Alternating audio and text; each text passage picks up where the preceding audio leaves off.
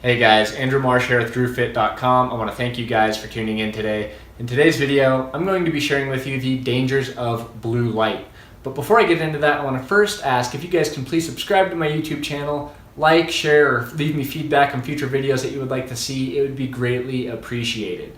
So first off, let me answer the question, where is blue light found? Well, really, it's found in two sources, one natural and one artificial. Naturally, it's found in the sun, usually around noon to 3 p.m. is when it's at its heaviest point. And it's also, from an artificial source, going to be found in a lot of your electronic devices, like cell phones, TVs, tablets, computer monitors, fluorescent LEDs. Now, I want to clarify why it is so bad when it comes from an artificial source and not from a natural source like the sun. So when you're getting it from the sun is also emitting other rays and frequencies that offset the damaging effects of blue light. But when you're getting it just from a cell phone, TV, tablet, so on and so forth, you're only getting that one spectrum of light. You're not getting all the other spectrums that come with it that can offset the damaging effects. And that is why it is so dangerous. So, what does it do to our bodies? Well, it really damages the tissues of the eyes and skin. And that's because we have a thing in our body called melanopsin, which is really a receptor to things like blue light and really all of the frequencies of the sun.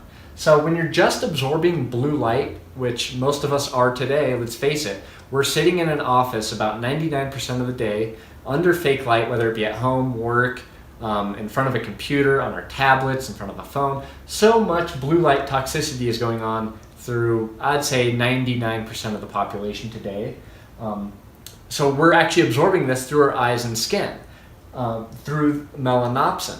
And what happens when we begin to absorb this frequency and ray of blue light, we are really dehydrating our body at a cellular level, meaning that our mitochondria is going to be failing. And mitochondria, we all know as the energy powerhouse, but it is also responsible at creating water at a cellular level, keeping our cells healthy and hydrated. Another thing that blue light damages is our DHA. It really destroys the DHA levels within our body, and DHA is an omega-3 fatty acid. I would argue that it's probably the most important thing that we can be consuming, specifically in today's toxic environment that we live in with so many non-native EMFs. One of those being blue light.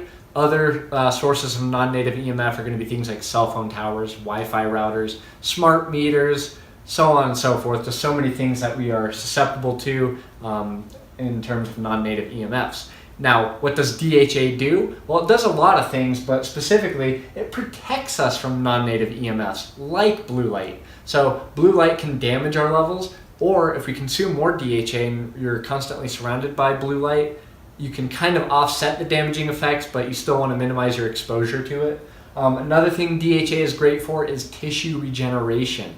So if your tissues are not regenerating themselves on a daily basis like they should, you're going to be leaving your body susceptible to illness, disease, and really age your body a lot faster than it needs to be. So what else does it do? Blue light also lowers our melatonin levels. And melatonin we all know as the sleep hormone. So when our sleep hormone is really disrupted, you're going to obviously have low quality sleep, and our circadian biology is really going to be messed up because blue light is heaviest at around 2 p.m. I'd say 1 to 2 p.m. And when you look at a device like a cell phone, TV, or tablet, you're telling your brain and body that it is 1 or 2 p.m. So say it's 10 p.m. and you're trying to go to bed, but you hop on your phone and turn the lights on in the house. You just told your body that it's 2 p.m. And that is why your body can't adjust and go to bed accordingly, is because you're telling your body it's 2 p.m. simply by introducing blue light. So it's really that crazy. Another thing that melatonin is very crucial for is really lowering your risk for cancer.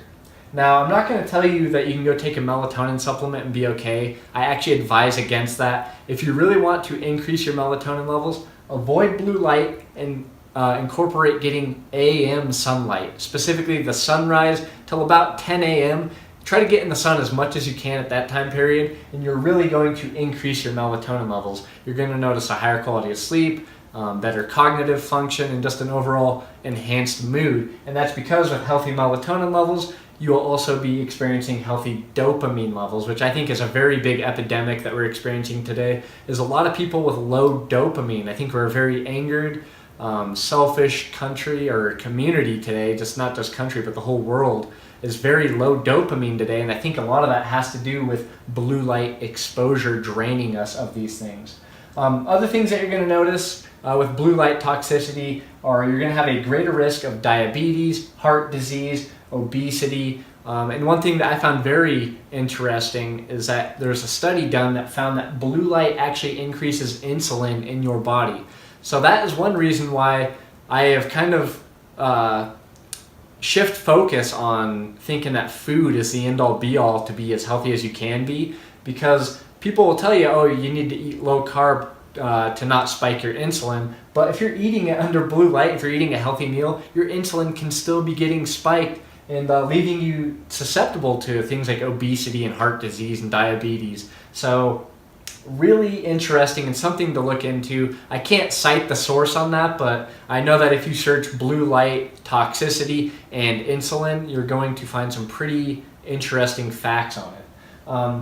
Other things you're going to notice with blue light toxicity, and then this comes from low dopamine levels and low melatonin, is mental illness. Certain things like depression and anxiety are going to be on the rise. And I really talked about this in one of my other videos. NBA players like DeMar DeRozan and Kevin Love were noted last year for having depression or anxiety. And in my opinion, this isn't facts, but this is just my opinion, is that blue light could have had a major component in contributing to their depression and anxiety. Because look at team sports that play indoors in the evening hours.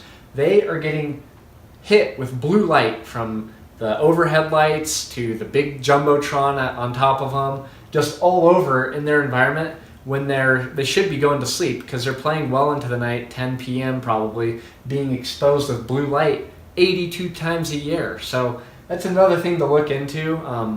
Again, that's just my opinion, but I think that if we were to shed light on it, I think that we'd find some pretty interesting stuff on the topic.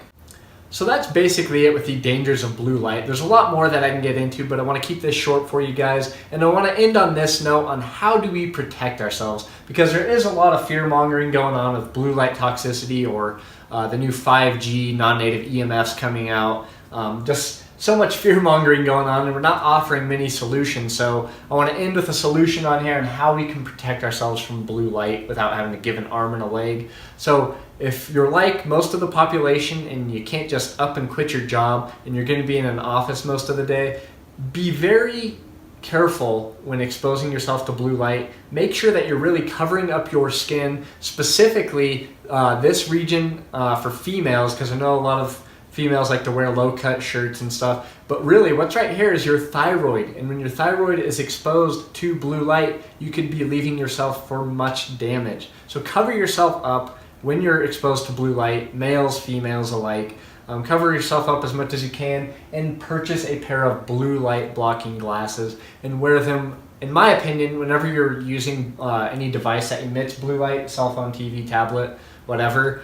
Some people only say use it in the evening hours. I think that you should be using it all times of the day when you're exposed to blue light, but that's just my opinion.